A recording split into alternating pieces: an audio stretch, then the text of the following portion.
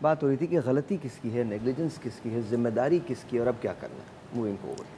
آپ امیونائزیشن کے بارے میں کہہ رہے ہیں نا، بات کر رہے تھے کہ جی کہ والدین بچوں کو اگر امیونائز نہ کروائیں یا نہ ہو سکے تو ذمہ داری کس کی بنتی ہے؟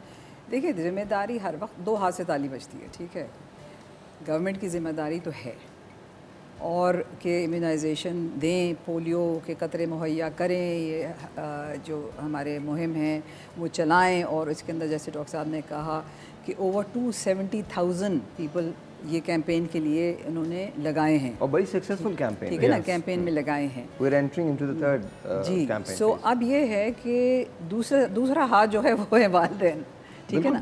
اگر والدین سامنے نہیں آئیں گے، اگر والدین ساتھ نہیں دیں گے، یا والدین پتہ نہیں کریں گے کہ ہمارے بچوں کو کون سے ٹیکوں کی ضرورت ہے، بھائی جیسے بچہ پیدا ہوتا ہے پتہ کر لیں کون سے ٹیکوں کی ضرورت ہوگی، کب ہمیں جانا چاہیے اور وہاں جا کے کہاں ہم لگوا سکتے ہیں وغیرہ معلومات حاصل کر لیں اور پھر اپنے بچوں کو لگوائیں. ٹھیک ہے. تو جو روٹین ٹیکے جیسے کہ 6 ہفتے کے پیدائش سے ہی شروع ہو جاتے ہیں، BCG اور پولیو، پھر 6 ہفتے، 10 ہفتے، 14 ہفتے، پھر 9 مہینے، 15 مہینے، یہ سارے بنے ہوئے ہیں، سارے رولز بنے ہوئے، سب کو بتایا جاتا ہے. اب والدین کی ذمہ داری ہے کہ وہ لے جائیں. اور جب پولیو کیمپینز ہوتے ہیں تو باخدا جو آپ کے دروازے پہ لوگ دروازے پہ آ کے دے رہے ہیں آپ کو ایک آپ کو تحفہ دے رہے ہیں، آپ کے بچے کو تحفہ دے رہے ہیں، جی ہاں، اور صفائی ستھرائی کے ساتھ، تو اسے قبول تو کریں. یہ اللہ میاں جب نعمت دیتا ہے تو جو خوش قسمت ہوتے ہیں وہ قبول کرتے ہیں نعمت.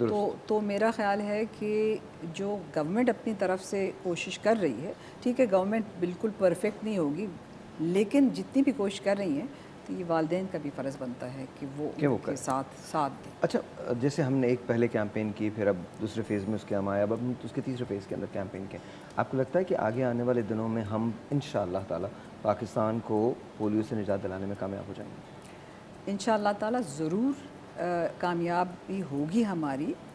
اس میں پارٹنرز ہوتے ہیں، پارٹنرز جیسے میں نے کہا گورنمنٹ ہے، دوسرے ادارے ہیں جو پیسے دے رہے ہیں یہ پولیو خریدنے کے لیے، روٹری بھی ہے جو پیسے دے رہا ہے خریدنے کے لیے، دوسرے ادارے ہیں، تو وہ ایک طرف کو پارٹنرز ہیں. لیکن جو والدین ہیں وہ بھی پارٹنر ہیں اور وہ بہت اہم پارٹنر ہیں، اور جب تک والدین پارٹنرشپ یہ صحیح طریقے سے نہیں کریں گے تو نہیں ہو سکے گا. لیکن گورنمنٹ ابھی مہینے میں جنوری تک یہ کیمپین کریں گی. اچھا، ایک بات ڈاکٹر صاحب میں پوچھنا چاہتا ہوں، اس کے بعد آپ لوگوں کی طرف آؤں گا، لیکن ایک سوال میرا آپ سے، یہ جو ہم امیونٹی بلڈنگ کی بات کرتے ہیں، اس میں سلیپ کا کتنا دخل ہوتا ہے؟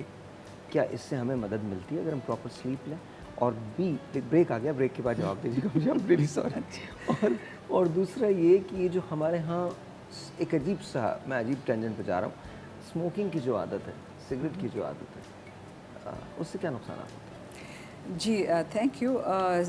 نیند بہت ضروری ہوتی ہے. اللہ میاں نے نیند بنائی اسی وجہ سے ہے کہ ہمارا ذہن، ہماری باڈی وغیرہ جو ہے سلیپ کے دوران ایک قسم سے بے ہوشی کی حالت میں ہوتی ہے، اور جو سارے ہمارے تھاٹس اور جو سٹریس پورے دن کا ہوتا ہے وہ اپنی اپنی جگہ پہ ذرا سیٹل ڈاؤن ہو جاتا ہے. اور اگر ہمیں 7 گھنٹے تقریباً ریپیئر سے گزر، جب 7 گھنٹے ہمیں نیند نہیں ملے، اس سے کم ملے نیند یا ڈسٹربڈ نیند ہو، تو پھر ہمارے ذہن کو وہ موقع نہیں ملتا to destress and to دوبارہ سے ریجوونیٹ ہو جائے. اور اس کا اثر یہ بھی ہوتا ہے کہ اگر ہم دیر تک رات کے کام کرتے ہیں نا، ہم سب اسٹوڈنٹس رہے ہیں، ہمیں پتہ ہے رات تک جب آپ 2-3 بجے تک کام کریں تو آپ پھر کچھ کھاتے بھی رہتے ہیں اور وہ غلط چیزیں کھاتی ہیں، ٹھیک ہے نا. تو اس سے پھر امیونٹی اور آپ کی کم ہو جاتی ہے کیونکہ آپ یہ غلط چیزیں کھا رہے ہیں، ہے نا. تو ایگزیکٹلی، تو وہ یہ ڈیول مس ایکشن ہو جاتے ہیں جس کی وجہ سے امیونٹی گر جاتی ہے. ٹھیک ہے. آپ نے ایک اسموکنگ کے بارے میں بات کی تھی شاید شروع میں، ڈاکٹر فواد سے کہوں گی کہ وہ کارڈیو ویسکولر زیادہ جانتے ہیں آپ شاید اسموکنگ کے بارے میں. بالکل، ایک چیز میں ایڈ آن کرنا چاہوں گا سلیپ کے بارے میں.